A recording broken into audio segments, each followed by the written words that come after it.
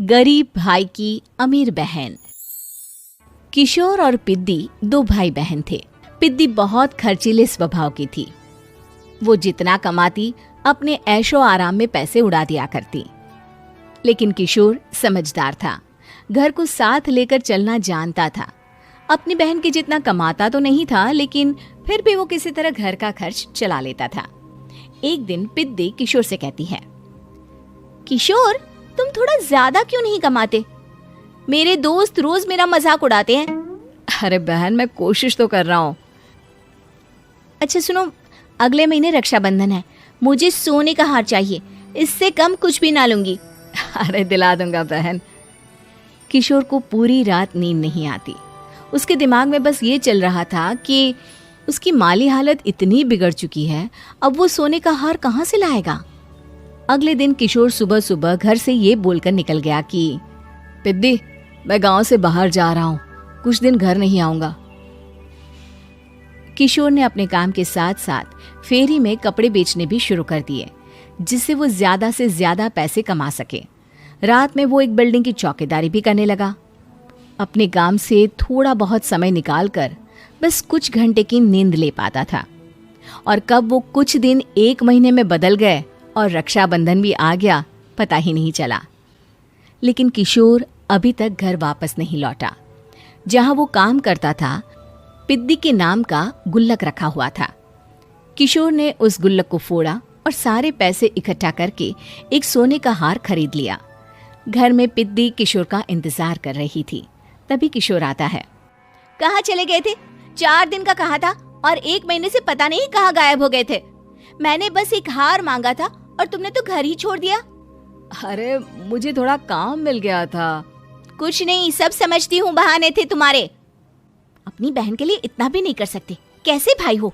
चलो यहाँ बैठो, राखी बांधती हूँ। पिद्दी ने किशोर को राखी बांधी। वैसे ही किशोर ने अपनी बहन के हाथ में सोने का हार रख दिया। उसकी खुशी का कोई ठिकाना नहीं था। वो मिठाई खिलाए बिना ही नेकलेस लेकर चली गई और शीशे के सामने अपने गले में हार रखकर देखने लगी। किशोर ने लड्डू उठाया और खुद ही खा लिया। ऐसे कई साल गुजर गए। एक दिन पिद्दी की नौकरी छूट गई। अब वो पूरी तरह किशोर पर डिपेंड हो गई थी।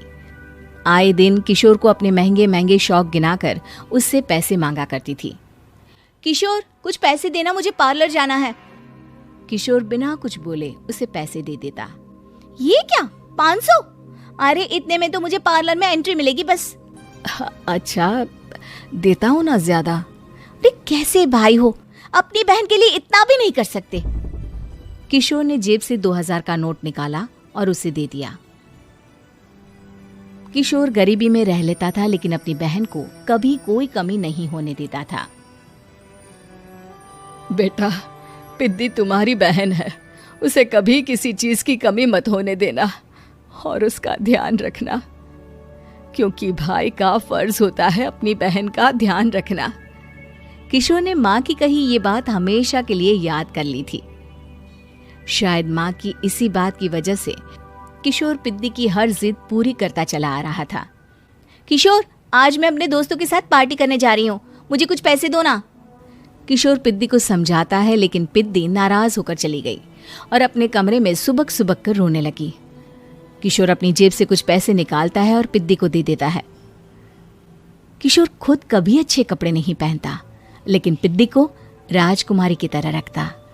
पिद्दी के जाने के बाद किशोर अपने काम पर निकल गया। एक तरफ पिद्दी अपने दोस्तों के साथ मस्ती कर रही थी, तो वहीं दूसरी तरफ किशोर पैसे कमाने के लिए कड़ी मेहनत कर रहा था। कुछ और दिन ऐसे ही बीत गए। एक दिन पिद्दी एक लड़के को लेकर घर आई और उसे किशोर से मिलवाया। किशोर, मुझे इस लड़के से शादी करनी है, लेकिन इनके मम्मी पापा बोल रहे हैं कि उनको दहेज में एक कार चाहिए, तभी वो मेरा और पंकज का रिश्ता कबूल करेंगे। लेकिन बहन, कार खरीदना कोई सब्जी खरीदने के बराबर तो नहीं है। अरे कैसे भाई हो तुम, अपनी बहन के लिए इतना नहीं कर सकते? देखो, मैं ज्यादा इंतजार नहीं कर सकती, तुम्हें 1 साल में मेरे लिए कार खरीदनी ही होगी। अच्छा पंकज, एक काम करो, कल तुम अपने माता पिता को घर बुला लो, मैं उनसे तुम्हारे और पिद्दी के रिश्ते की बात कर लेता हूँ। अगले दिन किशोर के छोटे से घर में पंकज और उसके माता पिता आते हैं। बेटा, तुम्हारी बहन ने हमारी शर्त तो बता ही दी होगी। जी। बेटा, तुम तो इतने छोटे घर में रहते हो, दहेज कहाँ से लाओगे? मैं अपनी बहन की खुशी के लिए सब कुछ कर सकता हूँ। पंकज और पिद्दी का रिश्ता तय हो जाता है। किशोर अब अपनी क्षमता से 4 गुना ज्यादा काम करने लगता है। सुबह सबके घरों में न्यूज़पेपर फेंकता, दिन में मजदूरी करता और रात में चौकीदारी करता। खूब मेहनत करके किशोर ने अपनी बहन की शादी के लिए पैसे जुटा लिए। उसने अपनी बहन के लिए कार खरीद ली। जब वो पिद्दी के ससुराल वालों से मिलने गया तो उन्होंने किशोर से और पैसों की मांग की। इस बार किशोर हार चुका था। पिद्दी माफ करना, मैं तुम्हारी शादी उस लड़के से नहीं कर सकता। वो लालची लोग हैं, उन्हें सिर्फ पैसों से मतलब है। देखो किशोर, मैं पंकज से ही शादी करूंगी। क्योंकि पिद्दी ने तो किशोर की बात न मानने की जैसे कसम खा रखी थी। किशोर ने पंकज को घर बुलाया। पंकज, तुम अपने माता पिता को समझाते क्यों नहीं हो?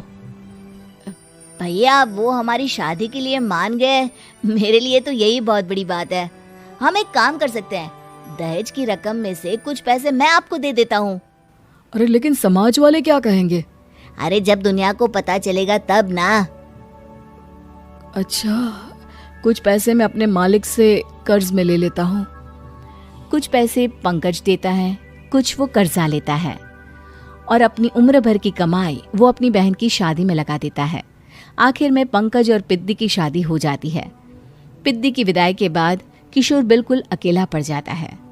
अब उसका कमाने में भी मन नहीं लगता। उधारी वाले रोज घर में आकर बैठ जाते हैं। अरे किशोर, अब तो पिद्दी की शादी को 5 साल हो गए, अब तो हमारा पैसा लौटा दो। चाचा, पिद्दी के जाने के बाद किसी भी काम में मन नहीं लगता। अरे तो हमारा पैसा कैसे वापस मिलेगा? जी, कुछ करता हूँ मैं। किशोर के ऊपर बहुत सा कर्जा चढ़ गया था, इसलिए उसने तय किया कि वो ये घर बेचकर सबके पैसे लौटा देगा। अगली सुबह शहर के किसी साहूकार को उसने अपना घर बेच दिया और सबके पैसे लौटा के वो गांव छोड़कर चला गया। पिद्दी ने शादी के बाद कभी अपने भाई का हाल तक नहीं पूछा। किशोर को फर्क नहीं पड़ता था, बस ससुराल में उसकी बहन खुश है ये जानकर उसे खुद की खुशी मिलती थी और ये सोचकर कि उसने माँ से किया हुआ वादा पूरा कर दिया।